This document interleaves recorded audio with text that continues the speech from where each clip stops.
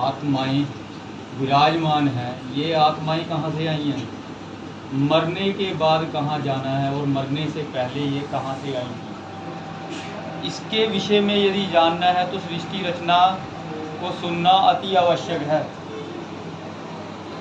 सर्वप्रथम परमात्मा ने जो सृजन किया उसे ब्रह्म सृष्टि कहा जाता है। ब्रह्म सृष्टि की शुरुआत ऊपर के लोकों से होती है। प्रथम लोक, सर्वप्रथम लोक जो है, जिसे अकह लोक और अनाम लोक कहा जाता है, यहाँ पर परमात्मा सूक्ष्म तत्व के रूप में विराजमान है। वह रूप इतना विशाल है कि जिसका पार नहीं पाया जा सकता। उस लोक को अकह लोक और अनामी लोक कहा जाता है। वहाँ पे शब्द ऐसे गुंजायमान हो रहा है जैसे अरबों खरबों सागर समुद्र आपस में टकराएं और जो ध्वनि उत्पन्न हो, ऐसा शब्द गुंजायमान हो रहा है। सर्वप्रथम उस प्रभु ने इच्छा की अकह लोक से कि मैं एक से अनेक हो जाऊं। तब उन्होंने अपने रूप को सरल करके सूक्ष्म रूप से नीचे की तरफ रचना करने की इच्छा की, जिससे उन्होंने अनाम लोक से नीचे 3 लोकों की रचना की, अगम लोक, अलख लोक और सत्य लोक। ये कुल मिलाकर 4 लोक बने। अनाम लोक से प्रभु ने अपने रूप को सूक्ष्म करके सूक्ष्म रूप से नीचे की तरफ अगम लोक में भेजा। यहाँ पर जो सूक्ष्म रूप आत्माओं का है वह 16 सूर्य और 16 चंद्रमा से भी अधिक है। उसका तेज प्रकाश, उसका एक सूक्ष्म तत्व 16 सूर्यों के तेज से भी अधिक है।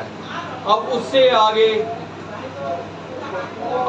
अगम लोक से जब नीचे की तरफ अलख लोक में आए, यहाँ पर इस सूक्ष्म तत्व को, जिसे आत्मा कहा जाता है, परमात्मा स्वरूप कहा जाता है, जो उस परमात्मा से भिन्न होकर नीचे की तरफ आया, उसको सूक्ष्म देही दी गई, सूक्ष्म देही प्रदान की गई। अनाम लोक से साहेब ने सत्य लोक में अपने रूप को सरल करके तक पर विराजमान हो गए। अपने रूप को सरल करके वहां पे सत्य पुरुष के रूप में विराजमान है कबीर साहब। अब इस तत्व से जो सूक्ष्म देही तैयार हुई वो अंगुष्ठ मात्र है, अंगूठे से ऊपर में इतने हिस्से की मात्र है जो सूक्ष्म देवी परमात्मा तत्व के ऊपर लगी हुई है। कबीर साहब ने, सतपुरुष जी ने अपने शब्द से 16 सूत्र उत्पन्न किए, जो आगे चलकर साहेब के 16 पुत्र भी कहलाए। उनमें प्रमुख जो 16 पुत्र थे, ज्ञानी, कूर्म, सहज, जलरंगी, सहज संतोष, निर्भय, दयाल, जलरंगी और ज्ञानी, और ये कुल मिलाकर 16 पुत्र हुए। इनको परमात्मा ने जो अपने नीचे इनके लिए 16 द्वीप रचे थे, वह द्वीप इनको दिए रहने के लिए। सहज को सहज द्वीप मिला, सोहम को सोहम द्वीप मिला, अक्षर को अक्षर द्वीप, ऐसे करके 16 के 16 पुत्रों को 16 द्वीपों में रहने के लिए स्थान दे दिया।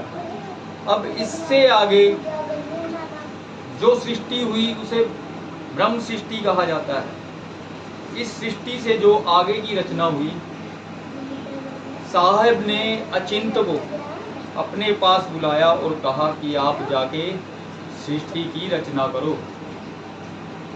अचिंत बोला कि प्रभु, मैं ऐसे कैसे सृष्टि की रचना कर सकता हूँ, ये मेरे बस की नहीं है, मैं अकेला कुछ नहीं कर सकता। तब साहेब ने कहा, मैंने आपको शब्द शक्ति दी है, आप जो शब्द उच्चारण करोगे वो सृष्टि हो जाएगी। जैसे आज हम फोन पर गूगल पर बोलते हैं, कुछ भी वो सामने नजर आता है ना बोलने पर, ऐसे ये आपको शब्द शक्ति दे दी, जो आप बोलोगे वैसी रचना हो जाएगी। तब अचिंत को मानसरोवर मिला हुआ था। वो मानसरोवर में जाकर उसने एक शब्द उच्चारित किया, प्रेमानंद। प्रेमानंद से एक पुरुष प्रकट हुआ जिसका नाम था अक्षर पुरुष। अचिंत ने उससे कहा कि आगे की सृष्टि रचना करने के लिए आप मेरी सहायता करना। अक्षर पुरुष ने कहा ठीक है जी। वह मानसरोवर के अंदर भीतर गया, उसको निद्रा ने घेर लिया। अक्षर पुरुष अचेत अवस्था में मानसरोवर के भीतर समा गया और वहीं पर सो गया। अब 70 युग तक कुछ ना हुआ। तब अचिंत ने साहेब से बेनती की कि साहेब, मैंने आपके द्वारा दी हुई शब्द शक्ति से एक पुरुष की रचना की जिसका नाम अक्षर पुरुष है। वह आगे कुछ नहीं कर रहा, वह अचेत अवस्था में मानसरोवर में पड़ा हुआ है। तब साहेब ने अपनी शब्द शक्ति से एक अंड को प्रकट किया। उस अंड को उस मानसरोवर की तरफ छोड़ दिया। जब वह अंड ऊपर से नीचे की तरफ जल की तरफ बढ़ा, जल में टकराते ही उसने 3 शब्दों का नाद उत्पन्न किया, आ, उ और म। अब ये जब गति करता हुआ तल की तरफ गया तब वो ध्वनि जाके ओम की ध्वनि बनी। अब आगे जाकर यही जो ध्वनि थी इस शर पुरुष जो अंड में विराजमान था उसका मूल मंत्र बना। अब जब वो जाकर के तल में बैठा तो अक्षर पुरुष की निद्रा भंग हुई उस ध्वनि और नाद से। जब उसकी निद्रा भंग हुई तो वह अंड टूट गया। अंड का बाहरली जो परत थी वो टूट गई। उसमें से शर पुरुष यानी ज्योत निरंजन, जिसका प्रकाश सूर्य के जैसा दिखने में है, ज्योत के जैसा, जैसा ये संतरी कलर है, ऐसे कलर का प्रकाश, तेजो में प्रकाश निकला। अब ये कौन था? ये 5वें नंबर पर जो था तेज, ये परमात्मा का 5वें नंबर वाला पुत्र था तेज। इसकी सहायता से आगे की सृष्टि आरंभ करनी थी परमात्मा ने। उन्होंने देखा कि ये 16 के 16 पुत्र जो हैं ये तो बड़े धीर, धैर्य धरने वाले, प्रेमी, किसी के साथ बातचीत ना करने वाले, समाधि में बैठे हैं। ये आगे सृष्टि का विस्तार नहीं कर पा रहे, ये रुके हुए हैं यहीं पे। आगे की सृष्टि का विस्तार करने के लिए इनको तेज को प्रकट करना पड़ा। तेज ये परमात्मा का ही तेज है, क्रोध रूप का तेज है जो परमात्मा से उत्पन्न हुआ ये शर पुरुष।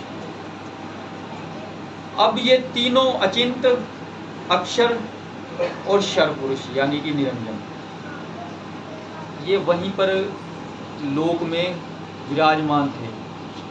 जब अक्षर पुरुष को क्रोध आया, जब इन दोनों ने झगड़ा करने की कोशिश की, तब परमात्मा ने कहा कि किसी ने झगड़ा नहीं करना, ये आपका भाई है, ये अपने राज्य का विस्तार खुद करेगा आगे की तरफ, इसको रोको मत, ये जहां तक जाना चाहे जाए। ये 72 चौकड़ी युग राज करेगा। ये 72 चौकड़ी दिव्य युग से भी ऊपर, इनके तो युग ही बहुत बड़े बड़े होते हैं, ये राज करेगा। जब ये तीनों वहां पर विराजमान थे तो शर पुरुष ने विचार किया कि आगे की सृष्टि के लिए मैं इस स्थान पर नहीं रहने वाला, मुझे अलग से स्थान हासिल करना है। उसके लिए इसने तप किया 70 युग तक। 70 युग तप करने के पश्चात पिताजी सतपुरुष जी ने उससे पूछा कि निरंजन बता तुझे क्या चाहिए। उसने कहा पिताजी ये स्थान हम तीनों के लिए कम है, मुझे अलग से स्थान दीजिए।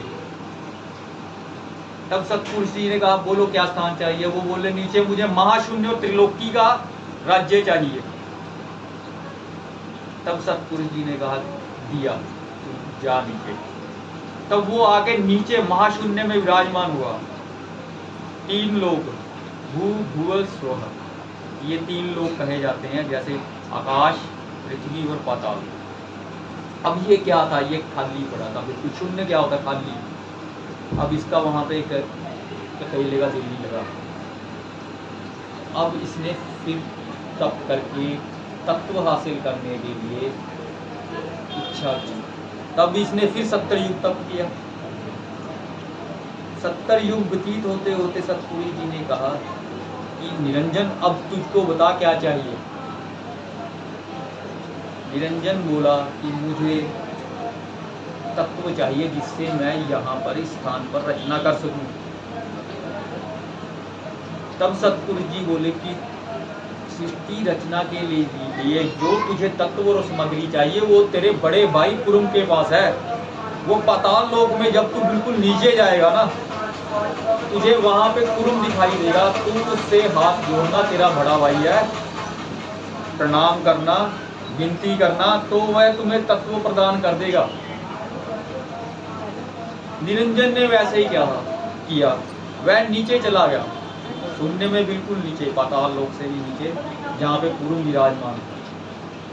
अब वो जाके क्या देखता है कि कुरुम जो है उसका 12 लाख योजन लंबा शरीर है, 12 लाख योजन में फैला हुआ, 4 शीश थे उसके।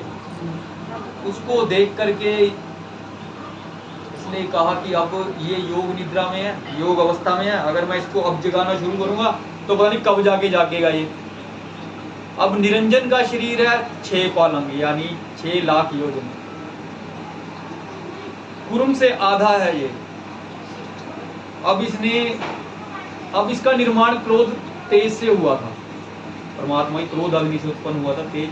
इसने क्रोध से ही काम लिया। इसने उसको ना प्रणाम किया, ना जगाने की कोशिश की, ना विनती की। इसने उसके पेट पे वार किया, उद्र पर, अपने नाखूनों से। जब इसके नाखूनों का वार उद्र पर हुआ तब उसके पेट से सारे तत्व 9 लक्ष चंद्रमा, तारे, सूरज और 84 लक्ष योनियां वो निकल के बाहर आई। तब इसने उनको बीज रूप में इकट्ठा किया और अपने मुंह में डाल दिया। अब ये तो उसको तत्व मिले। अब इसको सृष्टि रचना के लिए कुछ और भी चाहिए था। इसने क्या किया, इसने हमला करके उसके 3 शीश काट लिए। वो 3 शीश थे रज सत तम, 3 गुण। अब उसने वो तीनों उठाए और वहां से जब निकलने लगा, कुरुम जाग गया। कुरुम ने कहा ये तूने क्या किया, तू काल है। वो काले रंग के अंश से उत्पन्न हुआ था, इसलिए उसको काल भी कहा गया। तो काल है, मैं तुझे छोड़ूंगा नहीं। ऐसा सुनते ही निरंजन वहां से निकल गया। तब उस कुरुम जी ने अपने सप्तपुरुष पिताजी से प्रार्थना की कि पिताजी आप मेरे समक्ष प्रकट हुए, मुझे बात करनी है। जब सप्तपुरुष जी तो सब जानते थे, उसके सामने प्रकट हुए, तब उसने कहा पिताजी निरंजन आया था, वो घमंड से भरा हुआ, मेरे 3 शीश काट लिए उसने और मेरे उद्र पर भी वार किया, और तत्व जो आपने मुझे दे रखे थे वो लेके चला गया। अब सब सोच रहे होंगे कि उसके शीश काट लिए, पेट काट दिया, वो जिंदा कैसे है। जैसे रावण का शीश कटने से दोबारा शीश आ जाते थे ना, 10 शीश दशानन तभी कहा जाता था, शीश काटा और आ गया। ऐसे ही उसके शीश दोबारा उत्पन्न हो गए। पेट भी ऐसे ही जुड़ जाता था। ये मूवी तत्व होते हैं ना जो, वो ऐसे ही जुड़ जाते हैं आपस में, उनमें कोई ऐसा कोई रक्त प्रभाव ऐसा तत्व नहीं होता। मैं उसको नहीं छोड़ूंगा पिताजी, मैं उसका सर्वनाश कर दूंगा। तब सतपुरुष बोले कि वो छोटा है, छोटे तो गलतियां किया करते हैं, अब बड़ों का फर्ज है कि उसे क्षमा कर देना। तब उसने कहा पिताजी आप जैसा कहते हैं मैं ऐसा ही करूंगा। अगर उसने ऐसा किया है, पिताजी बोले, उसके जो राज्य है उसमें भी यही रहेगा, ये क्लेश उत्पात उसके राज्य में हमेशा रहेगा।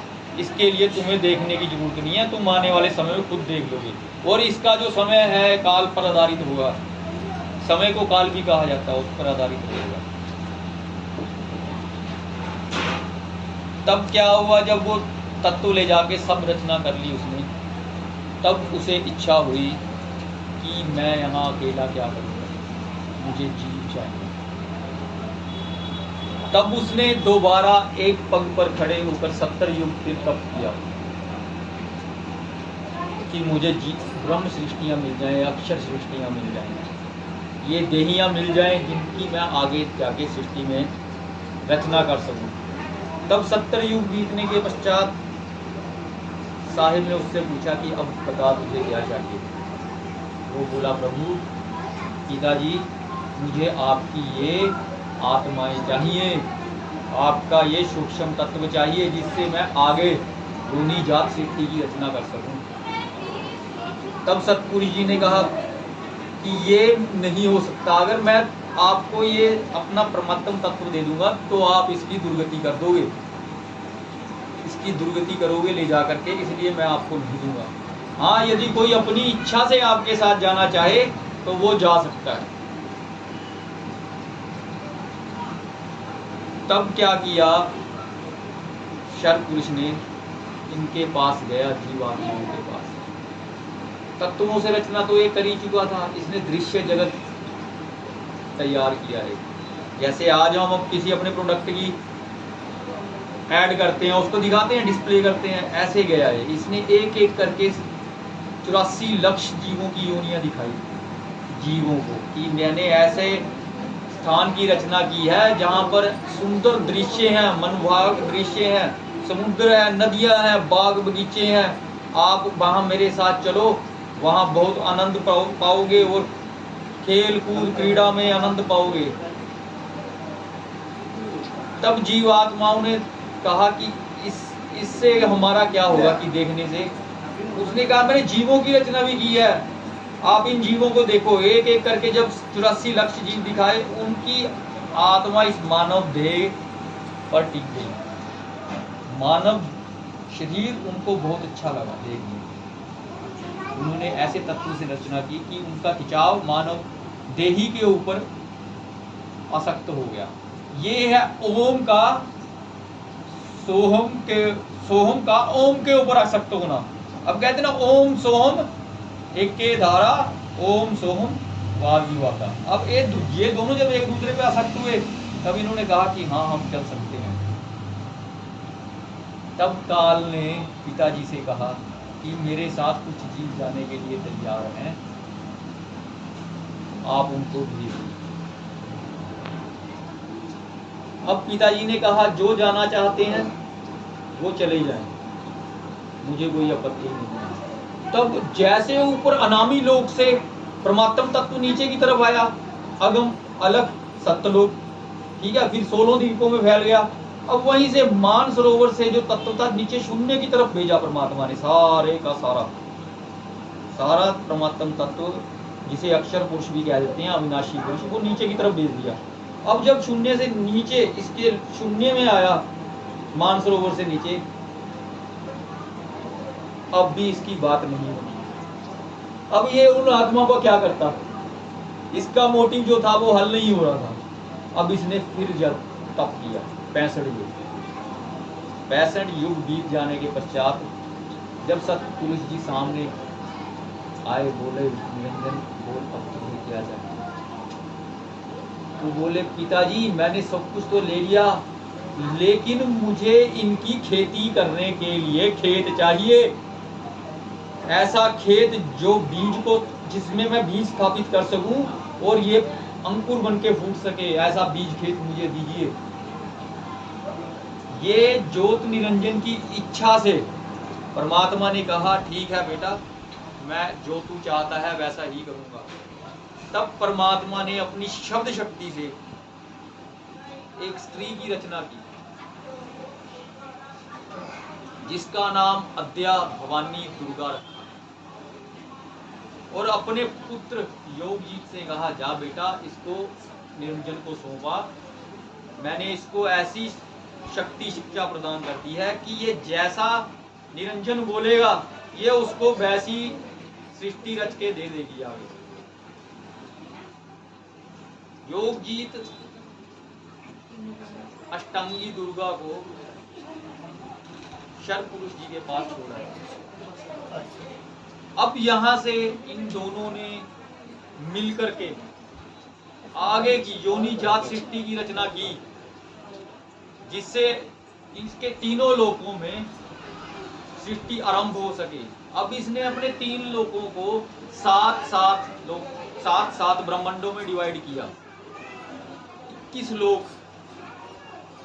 7 या 21, अंतरिक्ष, भूलोक और पाताल लोक, ऐसे इसने तीनों लोकों में 7 ब्रह्मांड स्थापित कर दिए। अब उन 7 ब्रह्मांडों के बीच में एक ब्रह्मांड के अंदर 7 करोड़ गैलेक्सीज, जिसको कहते हैं आकाश गंगाएं, वो चल रही हैं। यानी 7 करोड़ पृथ्वियां एक ब्रह्मांड के अंदर हैं। और 49 कोटि 7 साथी 49 करोड़ टोटल 49 करोड़ जो ब्रह्मांड हैं वो इस समय इस शून्य के अंदर चल रहे हैं, जो ज्योतिर्निरंजन के पास है शून्य। अब इसमें इसने क्या किया, 3 गुण 5 तत्व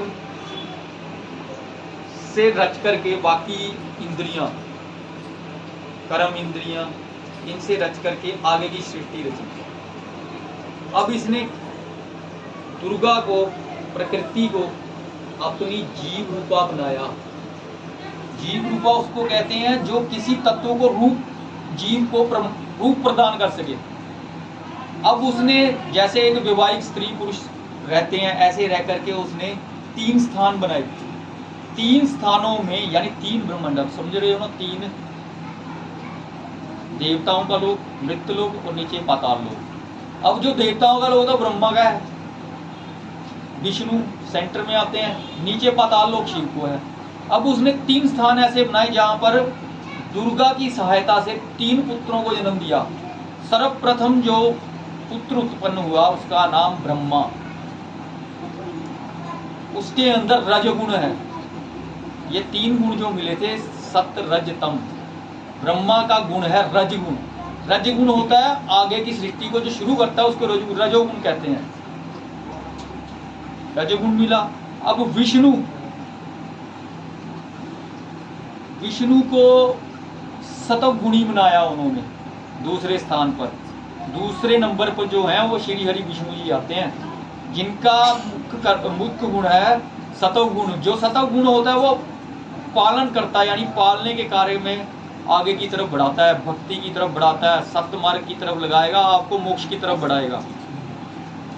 अब जो पाताल लोक में नीचे का स्थान जो था, वहां पे उन्होंने जिस बालक को जन्म दिया उसका नाम था सदाशिव, भोलेनाथ, शिव शंकर, कैलाशपति। उनको तमोगुणी बनाया। अब ये 49 करोड़ ब्रह्मांडों के अंदर 49 करोड़ ही शिव हैं, 49 करोड़ विष्णु हैं, 49 करोड़ ब्रह्मा हैं। अब इनको ये सृष्टियां सौंप दी कि तुम आगे की तरफ विस्तार करो। अब ये ब्रह्मांडों में जो शुरुआती ब्रह्मांड है, इनके ये जल के अंदर थे विलुप्त। अब यहाँ तक की जो सृष्टि है एज इट इज वैसी है जैसे शुरू हुई थी, जिसको ब्रह्म सृष्टि कहा जाता है। अब इन तीनों ने मिलके आगे विस्तार किया सृष्टि का। जैसे लोकपाल बने, दिक्पाल, चारों दिशा 10 दिशाओं के दिक्पाल नियुक्त किए गए। ये किनकी संतानें थी? ये इनकी संतानें थी आगे, ब्रह्मा की। अब ये जो अष्टंगी दुर्गा ने सृष्टि की रचना की, ये कोई कबीर साहब ने अपने पास से नहीं कह दी। ये जो सच्चाई है, ये इस सच्चाई का सबूत अभी मैं आपको देवी भागवत पुराण से दूंगा। ये तो हुआ सृष्टि रचना यहीं तक क्या, ये पाताल लोक तक, काल से यानी परमात्म तत्व से लेके शर तत्व तक। इस संसार में कहते हैं, वैसे एग्जाम्पल भी दे देते हैं, 2 ही प्रकार के पुरुष देखने को मिलते हैं, एक क्षर पुरुष, एक अक्षर पुरुष। क्षर पुरुष तो ये जितनी भी देहें हैं, मानवीय देहें 5 तत्वों से निर्मित, इसको क्षर पुरुष कहा जाता है। ये अपने समय पर आगे इसका नाश हो जाती है। अक्षर पुरुष, इनके अंदर जो विराजमान आत्मा देही है, उसको अक्षर पुरुष कहा जाता है। अब मैं आपको उस सृष्टि रचना का प्रमाण दूंगा कि ये जो है वो सत्य है। अपने पास से किसी ने कुछ नहीं कहा होगा।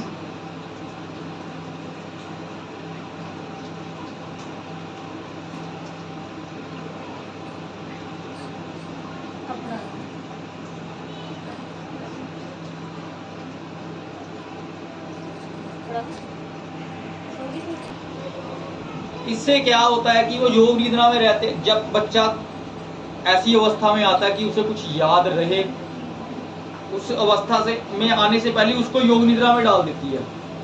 तो फिर क्या करती है, ये उनको किसी को क्षीर सागर में रख देती है, शेषनाग के ऊपर, और किसी को कमल पर रख देती है, और किसी को कैलाश पर रख देती है। अब सबको पता है क्षीर सागर में विष्णु का वास है, विष्णु क्षीर सागर में रहते हैं।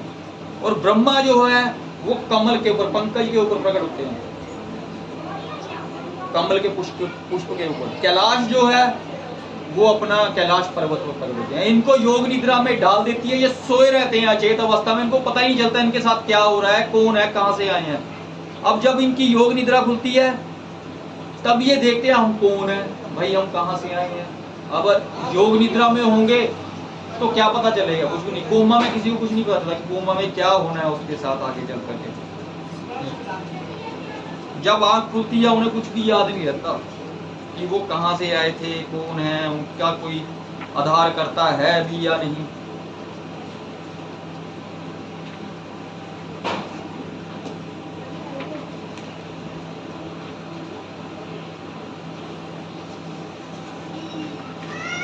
कुमार व्यास मुनि जी, वेद व्यास जी, जिन्होंने चारों वेदों को बनाया।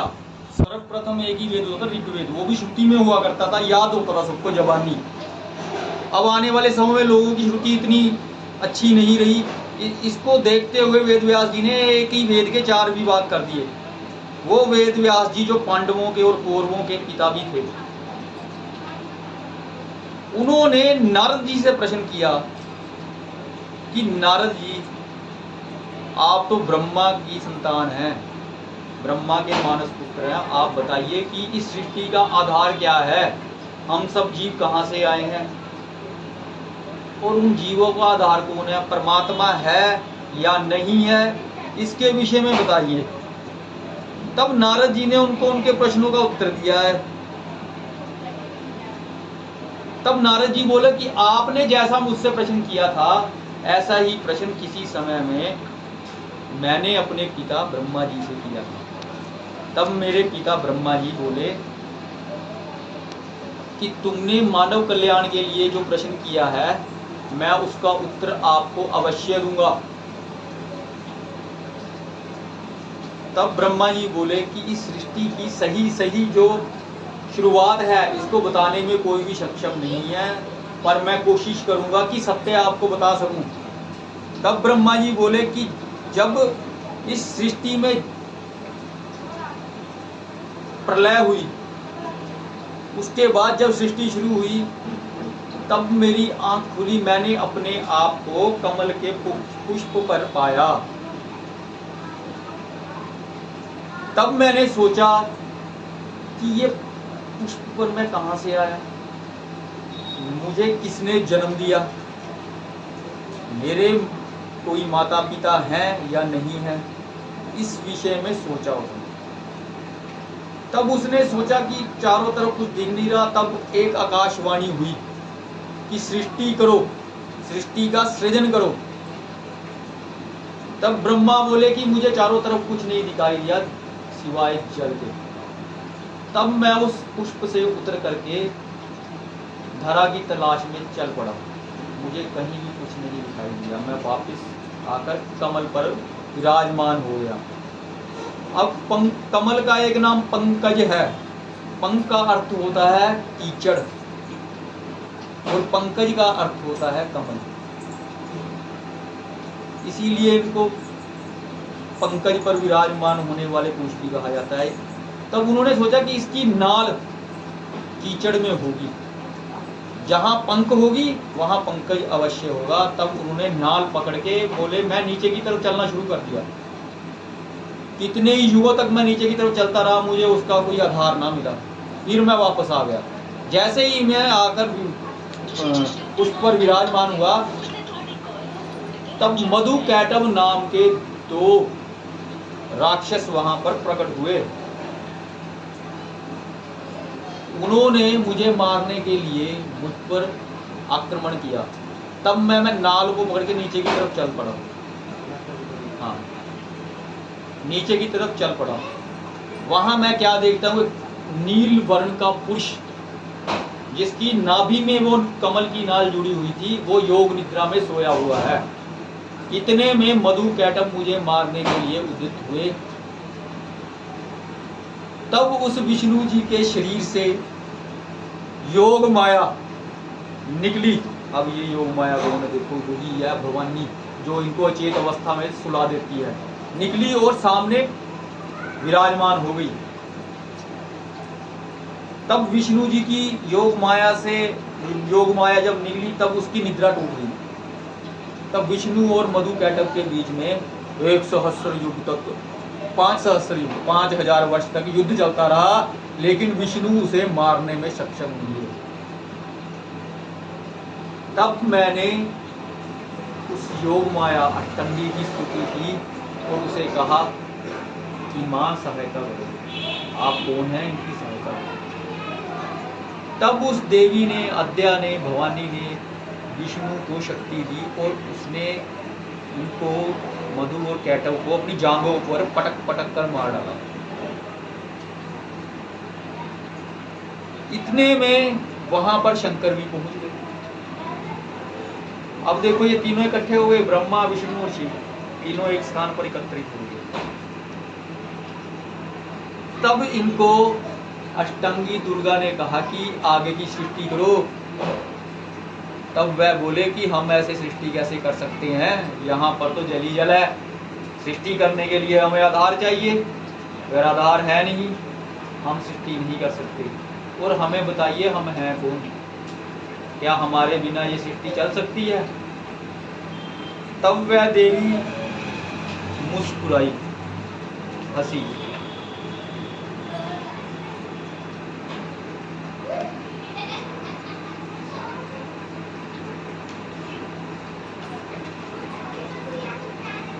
उन्होंने कहा कि आज मैं आपको एक ऐसा कौतुक दिखाती हूँ जिसको देखकर आप सब समझ जाओगे कि तुम कौन हो और मैं कौन हूँ। तभी वहां पर मन की गति से उड़ने वाला एक विमान प्रस्तुत हुआ। माँ दुर्गा भवानी ने कहा इस विमान के ऊपर विराजमान हो जाओ। जब वह तीनों उस विमान पर विराजमान हुए तब वह विमान मन की गति से उड़ता हुआ एक ऐसे लोक में पहुंचा जहां पर चारों तरफ खूबसूरत वन, मन लुभावने दृश्य, अप्सराएं नृत्य कर रही हैं, पक्षी वगैरह नाच रहे हैं। इनको देख करके ये तीनों बोले कि यार यह कौन सा लोक है। देखते ही देखते वह विमान फिर चल पड़ा। वो आगे जाके सुरेंद्र लोक यानी इंद्र लोक के पास पहुंचा। वहां पर भी अप्सराओं का नृत्य था। वहां पर ब्रह्मा जी क्या देखते हैं कि उनके ही सदृश एक ब्रह्मा कमल पुष्प पर विराजमान है, उसके साथ गायत्री है और हंस फिर रहे हैं चारों तरफ। तब ब्रह्मा उसे देखकर चकित हुआ कि ये कौन है मेरे जैसा ब्रह्मा। वो बहुत हैरान हुए।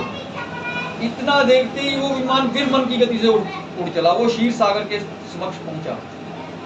वहां पर वो क्या देखता है, एक विष्णु लक्ष्मी माता के साथ शेषनाग पर विराजमान है। देखो ये इसमें सब लिखा हुआ है, कोई देखना चाहे ना, पढ़ना चाहे, इसमें देख लेना, हम दिखा देंगे सत्संग के बाद। वहां पर एक विष्णु और विराजमान है लक्ष्मी माता के साथ। अब विष्णु भी चकित हुए कि ये मेरे जैसा कौन है भाई, ये यहाँ पर विराजमान है। ये हम तो सोच रहे थे हम ही है, बस हमसे ऊपर कोई नहीं है। इतना सोचते सोचते वो विमान वहां से मन की गति से फिर उड़ चला। जब वो उड़कर गया पाताल लोक में कैलाश के पास, वहां पे एक महादेव और पार्वती बैठे मिले कैलाश के ऊपर। अब शिव भी चकित कि ये कौन है भाई, ये हम तो सोच रहे तीन ही है। अब कहने का भाव तात्पर्य ये है, जब उन्होंने माता से प्रार्थना की कि हे माँ आप कौन हैं, या देवी सर्वभूतेषु सर्वरूपेण संस्थिता नमस्तस्ते नमस्तस्ते नमस्तस्ते नमो नमः। ये क्या माया है ये बताइए आप हमें। तब वो विमान मन की गति से फिर चल पड़ा। वो जाके दुर्गा के लोक में गया।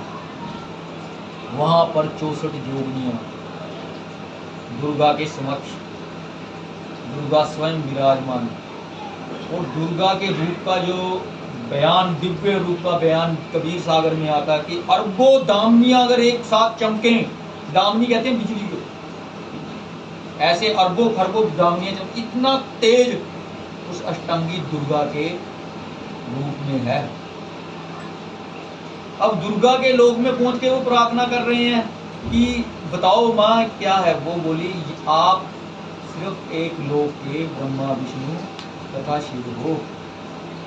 ऐसे पता नहीं कितने लोक मैंने रच रखे हैं। अब ये वो प्रमाण है 49 करोड़ विष्णु है। कहते हैं ना 49 करोड़ तेरे विष्णु हो लिए, 49 करोड़ कन्हैया, ये सारे मेरे एक पल्ले के बराबर नहीं है, ये कबीर साहब कह रहे हैं। अब ये उसका प्रमाण है कि ये सृष्टि के अंदर जो योनिजात सृष्टि रची हुई है, इसमें 49 कोटि ब्रह्मांड चल रहे हैं, जिसमें पृथ्वियां हैं, चांद सितारे हैं। हम अकेले नहीं हैं, हमसे अलावा और भी ब्रह्मांड चल रहे हैं, पृथ्वियां हैं। और आज की तारीख में उनका खोजबीन चलती है, जो देखते हैं अंतरिक्ष में क्या खगोल विज्ञान होता है, क्या होता है वो देखते हैं। उनको नई नई गैलेक्सियां मिलती रहती हैं, पर वहां पर पहुंच नहीं सकते, प्रकाश वर्ष लगते हैं, वो है नहीं। यही उसमें क्या नाम है, हनुमान चालीसा में ही कहा हुआ, युग सहस्त्र कोटि परमाणु। ये 1000 वर्ष प्रकाश वर्ष दूर सूर्य है हमारी पृथ्वी से, और गैलेक्सी में तो पता नहीं कितनी दूर होगी। ठीक है जी, यही तक थी सृष्टि रचना सतगुरु सत कबीर साहेब जी की। यानी ले दे के ये 3 देवताओं की जो भक्ति करेगा ना, वो यहीं पे धक्के खाएगा, इससे बाहर तो जा ही नहीं सकता वो। ठीक है जी, आरती लगा दो।